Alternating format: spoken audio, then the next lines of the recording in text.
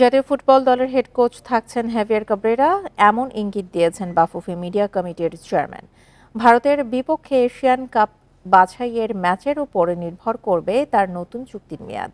এদিকে হামজাকে অনুসরণ করে বাংলাদেশের হয়ে খেলতে আরও 12 প্রবাসী ফুটবলারের আবেদন পেয়েছে বাফুফে। হাবিয়ার কাবরেরার মেয়াদ শেষ হয় 31 ডিসেম্বর। চুক্তি নবায়নের ক্ষেত্রে মূল চিন্তা ছিল কোচের উচ্চ পারিশ্রমিক, সেজন্য বিকল্পও ভাবছিল বাফুফে। সেই আভাসও দেন সভাপতি তাবিত আউয়াল। দুই একজন কোচের নামও শোনা যায়। নতুন বছরের সপ্তাহখানেক পার হয়ে গেলেও কোচ নিয়ে বাফুফে আনুষ্ঠানিক ঘোষণা দেয়নি। তবে এবার ইঙ্গিত পাওয়া গেল, একই বেতনে কাবরেরাকেই রেখে দিচ্ছে ফেডারেশন।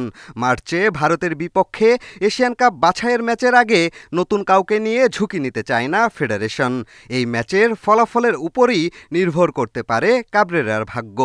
আমাদের কাবরেরা যে যখনই জাতীয় দলের ক্যাম্প ডাকবে, কাবরেরার মূল উদ্দেশ্য থাকবে ইন্ডিয়াকে কিভাবে আমাদের পরাজিত করা যায়। যতদিনের আমাদের কন্ট্যাক্টটা থাকবে তার সঙ্গে তো সেটা নিয়ে আমরা এগোবো। রেজাল্টটা ডিপেন্ড করবে ভাগ্যের উপরে, আমাদের খেলোয়াড়দের উপরে, কোচের উপরে। দীর্ঘ এক প্রক্রিয়ার মধ্য দিয়ে হামজা চৌধুরীকে পেয়েছে বাফুফে। তার প্রভাবও দৃশ্যমান। প্রবাসী ফুটবলারদের লাল সবুজ জার্সিতে খেলার আগ্রহ বেড়েছে। এরই মধ্যে বাফুফেতে আবেদন করেছেন 10 থেকে 12 জন।